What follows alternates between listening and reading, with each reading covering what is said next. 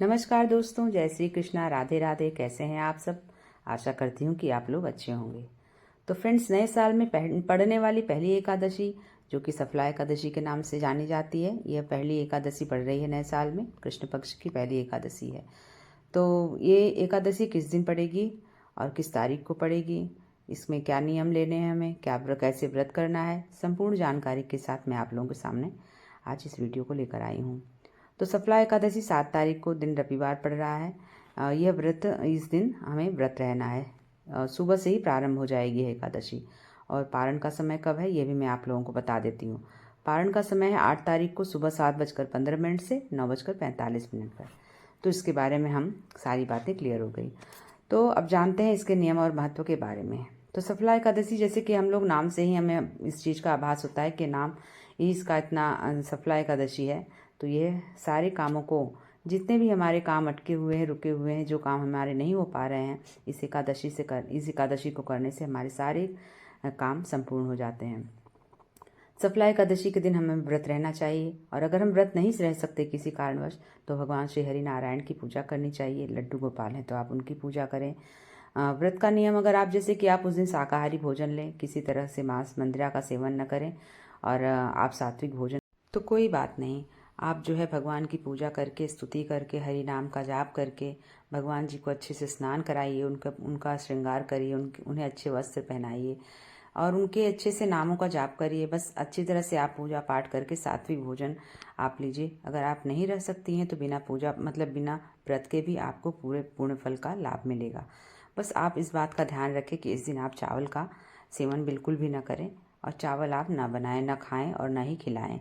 बस इस चीज़ का आपको ध्यान रखना है। चावल का बिल्कुल भी इस दिन आप मतलब परहेज करिए चावल से। चावल आप लोगों को नहीं बनाना है। तो बस आप ये मन में किसी चीज़ का मतभेद ना रखें कि हम व्रत नहीं रह सकते हैं तो क्या हम पूजा पाठ नहीं कर सकते। बिल्कुल कर सकते हैं आप लोग नियम धर्म से पूजा करिए अच्छे से, और बस आपको पूरे पुण्य का फल मिले। और एक बात और, बहुत लोगों के मन में ये दुविधा भी रहती है कि इस दिन हमें तुलसी का पूजन कैसे करना चाहिए, तुलसी माता में जल चढ़ाना चाहिए या नहीं चढ़ाना चाहिए। तो तुलसी माता में हमें जल नहीं चढ़ाना चाहिए, क्योंकि तुलसी माता भी इस दिन व्रत रहती हैं। तो उन्हें आप धूप दिखाइए, दीप दिखाइए, परंतु उन्हें पुष्प चढ़ाइए, लेकिन उन्हें जल अर्पण न करिएगा। और इस बार तो वैसे भी तुलसी माता को बिल्कुल भी जल नहीं अर्पण करना है, उन्हें स्पर्श भी नहीं करना है, क्योंकि रविवार को एकादशी पड़ रही है।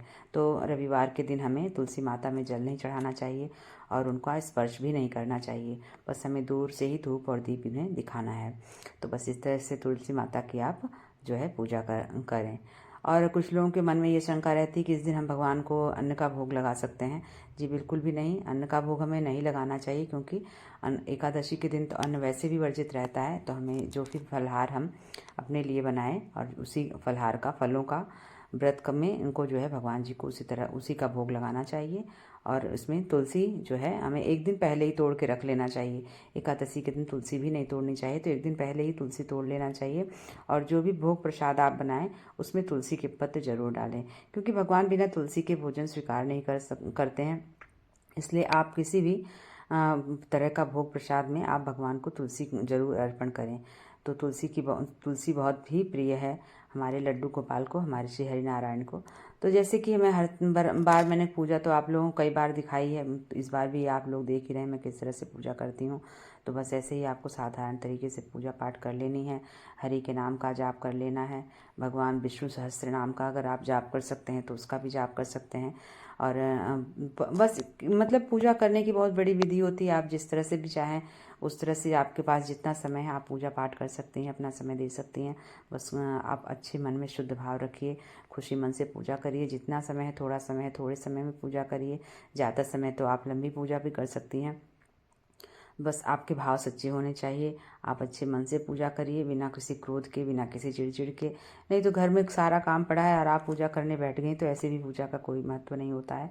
पहले आप सारे घर के काम को निपटाइए, या फिर आप उसी हिसाब से सुबह उठकर पूजा जल्दी से कर लीजिए। तो बस कहने का मतलब ये है कि जो भी करें आप, किसी तरह का आप सिर पे बोझ लेकर कोई काम न करें। बस हंसी खुशी से, अच्छे से, प्रेम से, भाव से थोड़ी देर की पूजा करिए। सिर्फ धूप दीप दिखाकर आप भोग भी अर्पण कर सकते हैं, इतनी भी पूजा कर सकते हैं।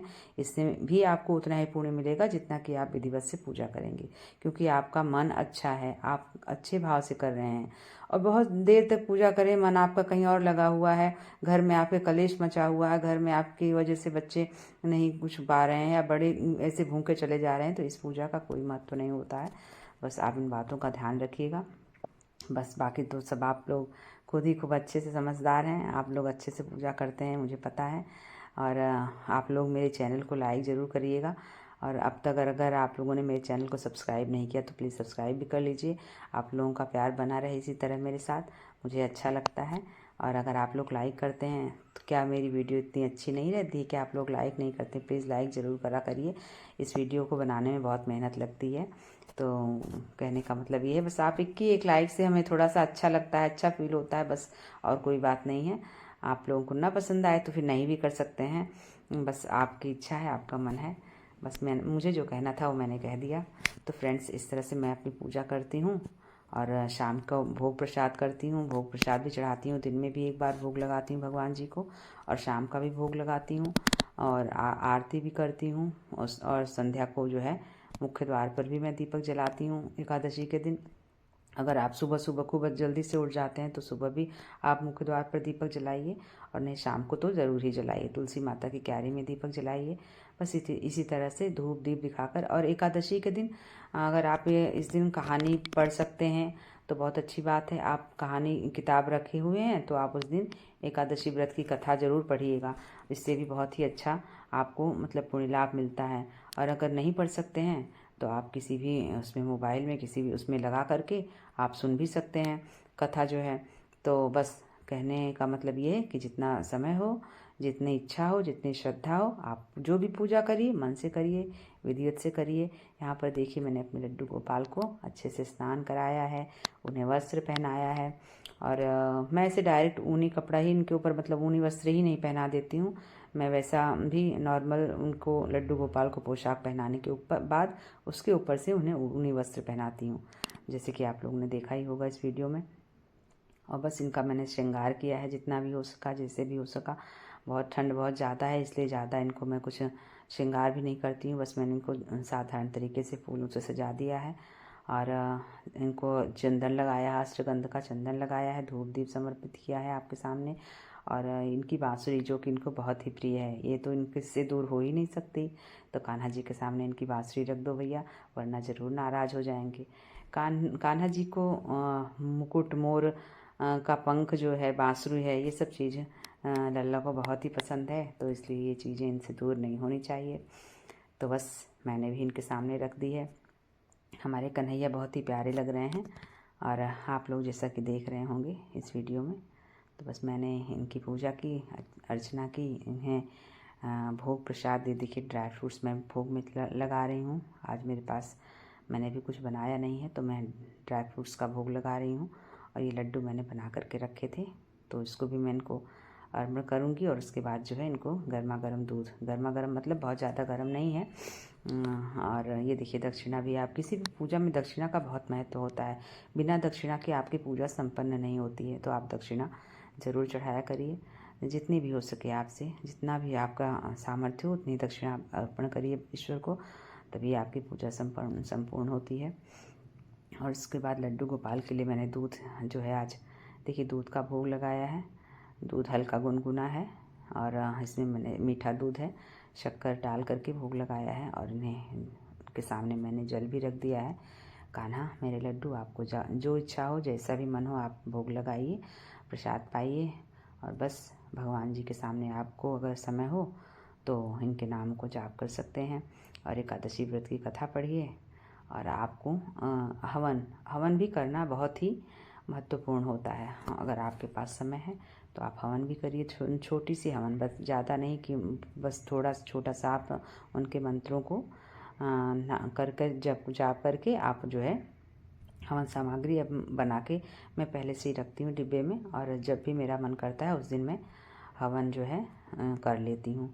तो आज भी मेरा मन था तो बस मैंने लड्डू के सामने श्री हरि नारायण के नामों से आहुति दी है। पहले सबसे पहले गणेश जी के नाम से आहुति दी है, उसके बाद फिर हरि नारायण, लक्ष्मी नारायण, जितने भी भगवान को आप दे सकती हैं आहुति, उनके नाम की आहुति दी है मैंने। हवन घर में बीच बीच में हमें कर लेना चाहिए, इससे जो है हमारे घर की निगेटिविटी जो है दूर होती है और अच्छा सा माहौल होता है घर में। बहुत खूब मतलब बहुत ही अच्छा सा माहौल घर का हो जाता है। और हमें हवन बीच बीच में हरदम नहीं तो कम से कम सप्ताह में 1 दिन तो आपको ज़रूर ही कर लेना चाहिए। छोटा सा हवन आपको अवश्य करना चाहिए। तो बस इस तरह से मैंने हवन किया, धूप दीप दिखाए, भगवान जी की आरती की और बस मेरी पूजा अब यहीं पर संपन्न होती है। और आप लोग पूजा किस तरह से करते हैं मुझे ज़रूर बताइएगा। मेरी पूजा आप लोगों को कैसी लगती है ये भी ज़रूर बताइएगा। और मेरी वीडियो को ज़रूर लाइक करिएगा और पसंद आए तो फ्रेंड्स और फैमिली में मेरी वीडियो को शेयर भी करिएगा। तो बस इसलिए मेरी पूजा अब यहीं पर संपन्न होती है। मैं इसमें हवन करने के बाद मैं कान्हा जी की आरती करूँगी और उसके बाद और एक सबसे ज़रूरी काम ये होता है, हम पूजा पाठ बड़े मन से करते हैं, बड़े विधिवत से करते हैं और लेकिन एक काम जो है भूल जाते हैं। पहला काम तो ये होता है कि जो है हमें पहले आचमनी जल से जो है आरती को हमने आरती दिखाया, उसके बाद हमें आचमनी करनी चाहिए। हमने हवन किया, उसको हमें आचमनी करनी चाहिए। और जिस आसन पर बैठकर या खड़े होकर, क्योंकि खड़े होकर भी बहुत लोग पूजा करते हैं, किसी का मंदिर ऊंचे स्थान पे रहता है, दीवार पे लगा हुआ है, क्योंकि मेरा मंदिर खुद ही ऊपर दीवार में ही लगा हुआ है, तो मेरे को भी खड़े होकर, मुझे भी मतलब खड़े ही होकर पूजा करना पड़ता है। और कभी कभी जब मैं कुछ पाठ वगैरह करती हूँ तो बैठकर करती हूँ, ज़मीन पर आसन लगाकर।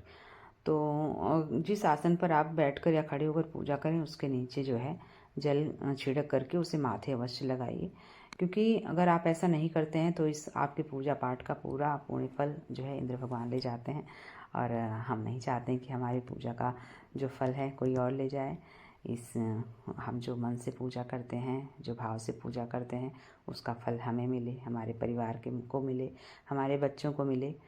तो बस इसी कामना के साथ कि आपका दिन शुभ हो, आप अपने परिवार में खुश रहें, स्वस्थ रहें और निरोगी रहें। ईश्वर आप लोगों की सारी मनोकामना पूर्ण करें। इसी के साथ मिलते हैं नए वीडियो में, तब तक के लिए नमस्कार। जय श्री कृष्णा, राधे राधे।